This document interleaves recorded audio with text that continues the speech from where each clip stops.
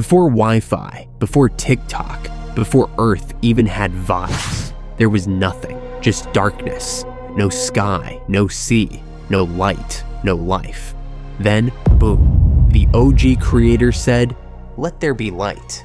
And just like that, the biggest power move in the universe dropped. Welcome to Genesis, the origin story of everything. Earth, humans, love, sin, redemption. It's not just a history book, it's a blueprint for the soul.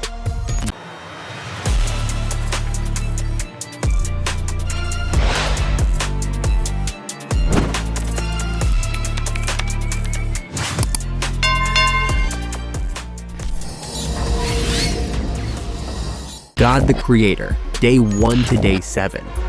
In just 7 divine business days, God built an entire ecosystem. No glitches, no test runs, no update available notifications. Day 1, light activated. Day and night became a thing. Day 2, sky unlocked. Heaven's ceiling stretched across the waters. Day 3, land appeared. Oceans knew their lane. Trees and plants pulled up fully loaded with fruit. Day 4, God threw stars into the night sky like glitter. The sun clocked in for day duty. The moon handled the night shift. Day 5, oceans filled with fish that slap and skies with birds on flight mode. Day 6, land animals entered the chat. Lions, sheep, elephants, all vibing. Then God created the ultimate masterpiece, humans, made in his own image, with creativity, purpose, and the ability to choose. Day 7, God rested, not because he was tired, but to show us. Even purpose needs peace. Even creators need pause. Here's the real takeaway. You're not random. You weren't dropped by accident. You were handcrafted, on purpose, by the OG designer. Genesis doesn't just tell you what happened, it tells you why you matter. In the beginning, Adam was vibing solo in the garden. He had animals, sunsets, fresh fruit, but something was missing. God looked at him and said, "It's not good for man to be alone." So, plot twist, God puts Adam in deep sleep, like out cold, no dreams, no DMs. While Adam's knocked out, God takes a rib and crafts something special. Not from the ground like the animals, but from Adam's own side. And when Adam wakes up, boom, there she is. Evening, the first woman, not just a partner, but a mirror of his soul, made in God's image too. Adam's reaction, basically, finally, bone of my bone, flesh of my flesh. Translation, she's the one. They were equal, connected, and free. No shame, no games. They walked with God, lived in peace. Relationship goals on a whole other level. But that peace didn't last long. They had one rule, just one. Don't eat from that tree. The tree of knowing good and evil. The one marked off limits. But then the snake shows up. Not hissing, just whispering. Did God really say you can't eat from it? Gaslighting level, expert. Eve took the bait. She eats the fruit. Adam follows. And just like that, sin entered the chat. They realized they were naked. Not just physically, but spiritually exposed. Shame slid in. Fear hit hard. They tried to cover up with fig leaves, but God already knew. Still, instead of canceling them, God covered them. Yes, there were consequences. Eden was now off limits. But grace didn't clock out. Even after the mess, God stayed involved. He still had a plan. After Adam and Eve were banished from Eden, they started their own family. First came Cain, then came Abel. Both of them were out there doing their thing, working hard and bringing offerings to God. Cain was a farmer, growing crops from the land. Abel was a shepherd, tending to his flock of sheep. They both put in the work, and both wanted to honor God with what they had. But when it came time to offer sacrifices, God was more pleased with Abel's offering than Cain's. Why? It wasn't just about what they gave. It was about how they gave. Abel's heart was in the right place. He brought the best of what he had, and his sacrifice was an act of trust, love, and honor toward God. Cain? Not so much. Cain gave what he had, but it wasn't his best. His offering lacked that true heart of worship. It wasn't about the crops. It was about Cain's attitude. Instead of checking his own heart and seeing where he went wrong, Cain let jealousy slide in. He started comparing himself to Abel. Instead of taking responsibility, Cain got angry.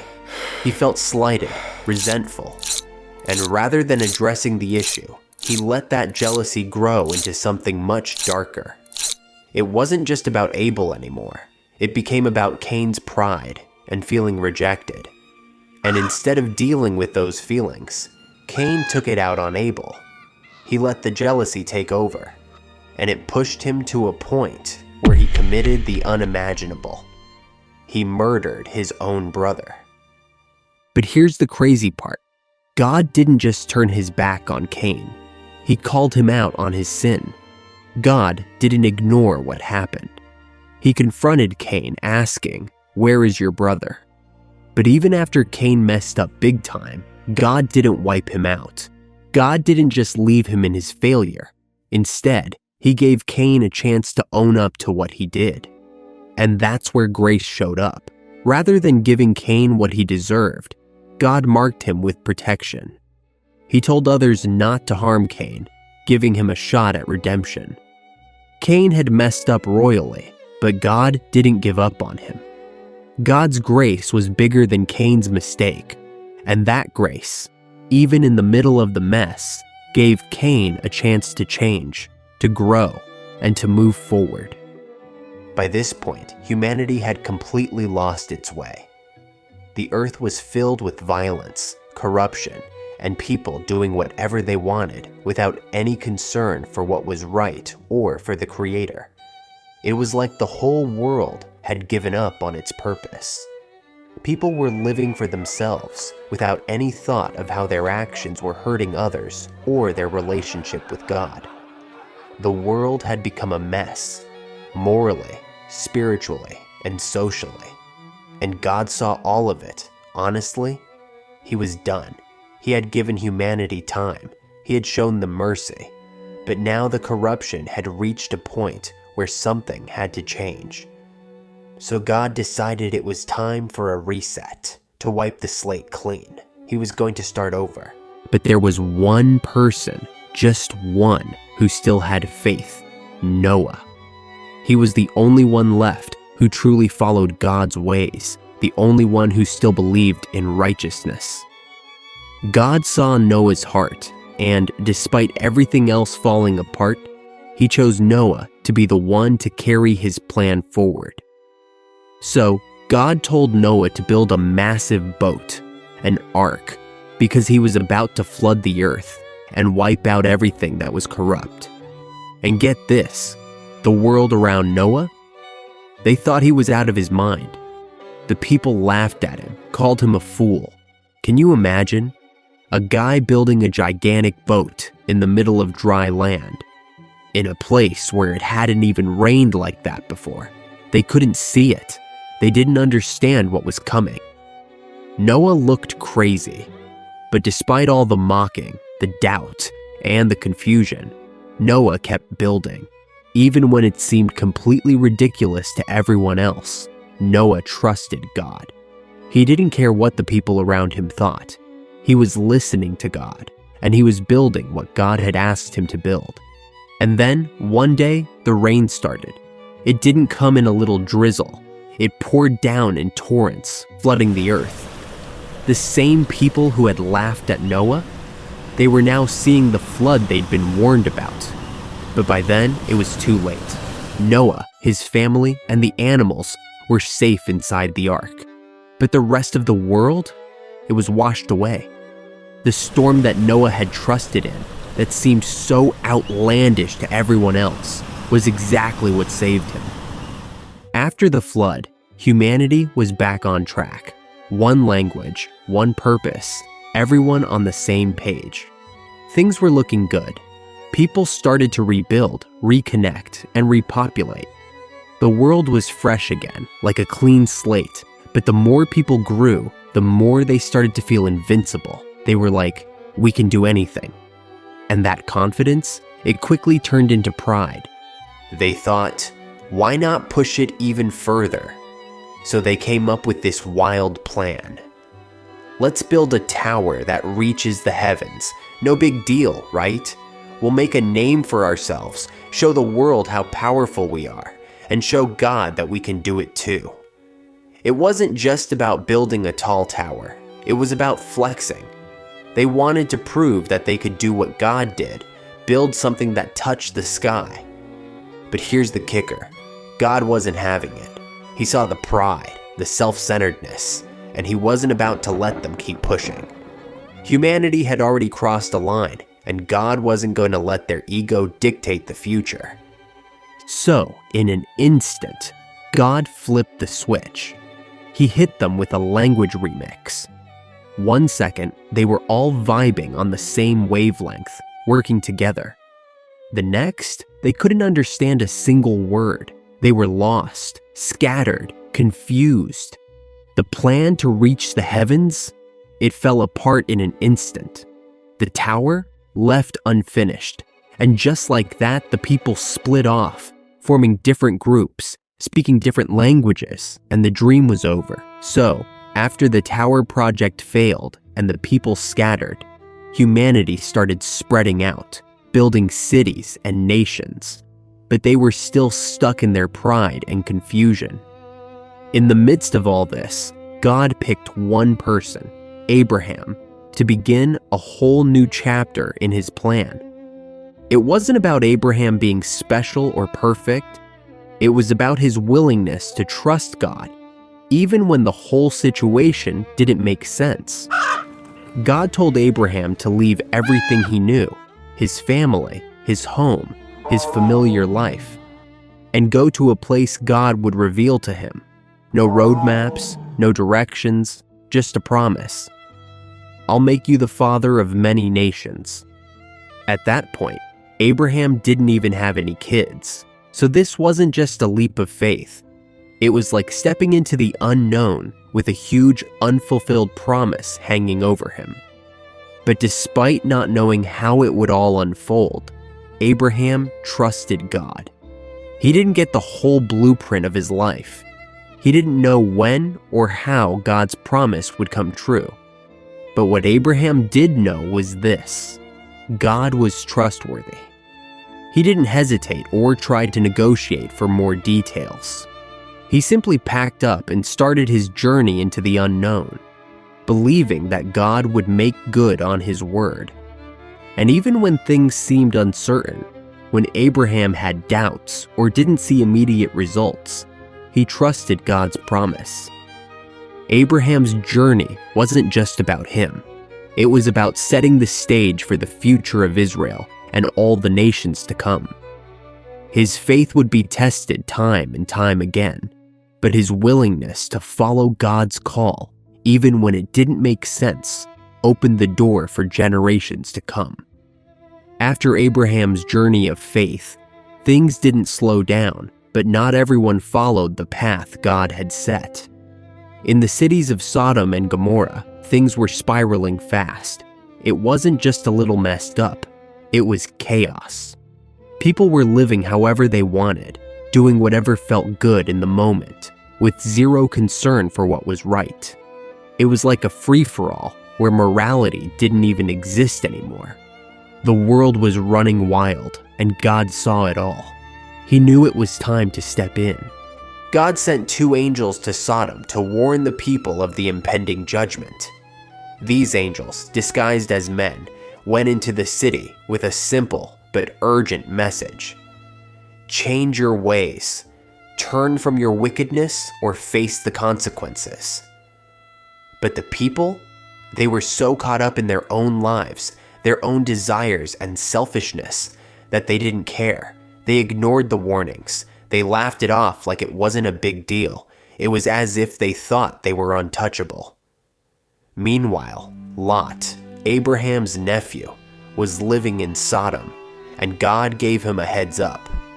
He told Lot and his family to leave, to run, because judgment was coming.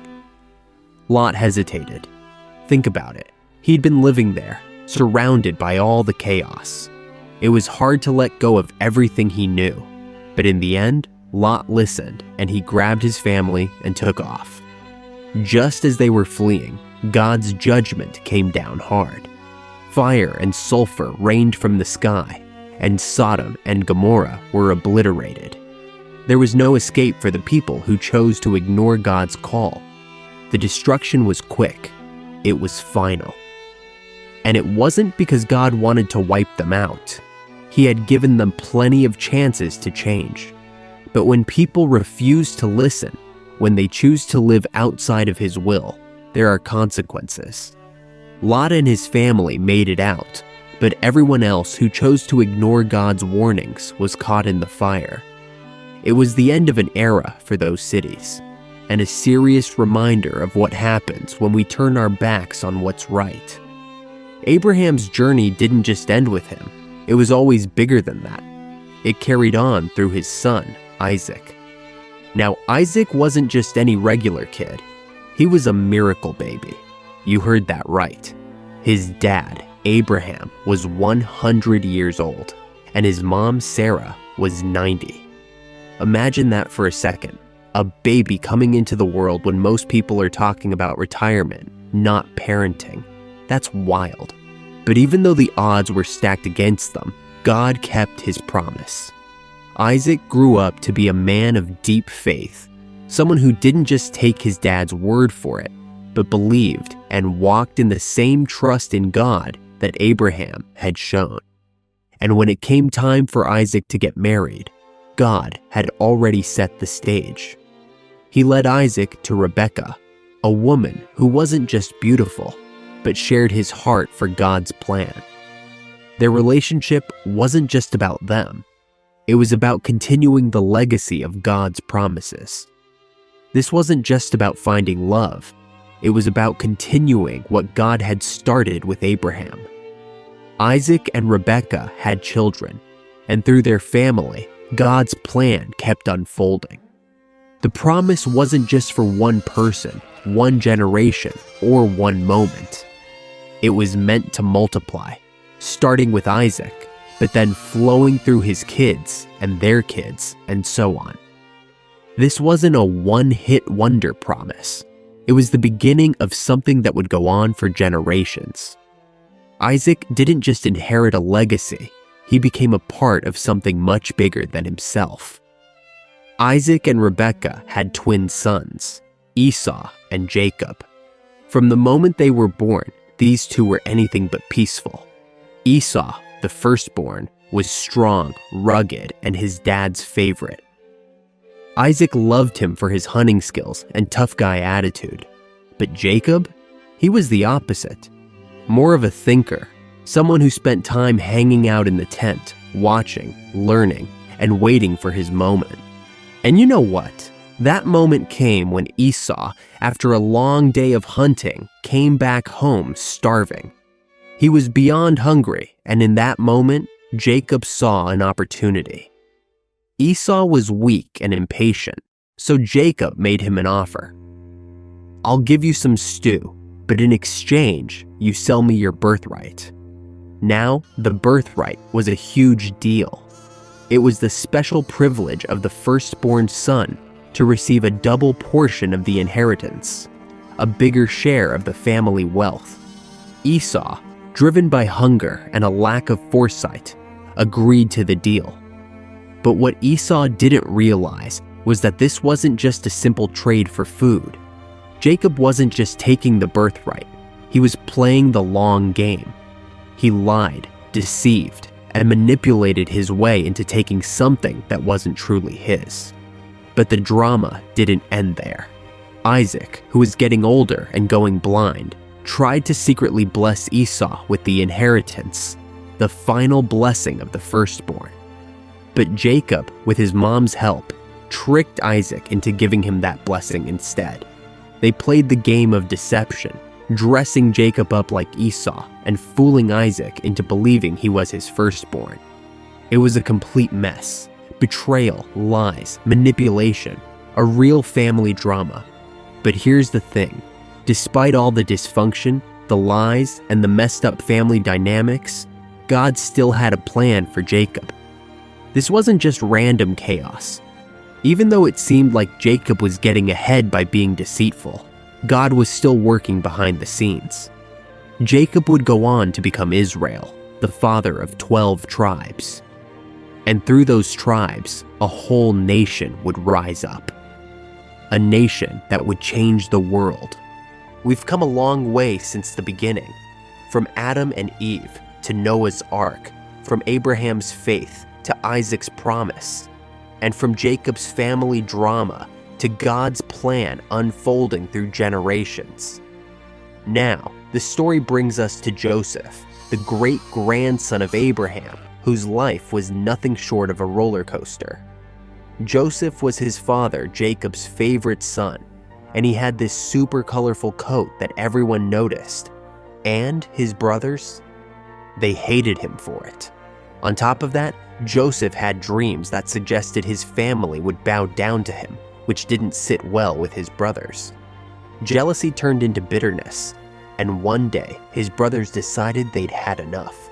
They threw him into a pit, then sold him into slavery. Joseph ended up in Egypt, far from home and everything he knew. But even though his circumstances looked bleak, God had a bigger plan for him. Joseph was sold to Potiphar, a powerful official, but after being falsely accused and thrown into prison, Joseph kept his integrity and faith. Over time, Joseph's ability to interpret dreams led him to Pharaoh, and before long, Joseph rose to the position of second in command in Egypt. As we wrap up the journey through Genesis, it's easy to think of this as just a collection of ancient stories, things that happened long before our time. But Genesis isn't just history. It's humanity, raw, messy, and real. It's the story of flawed people navigating love, failure, hope, and redemption. And the crazy thing is, even though it's thousands of years old, it still speaks to us today.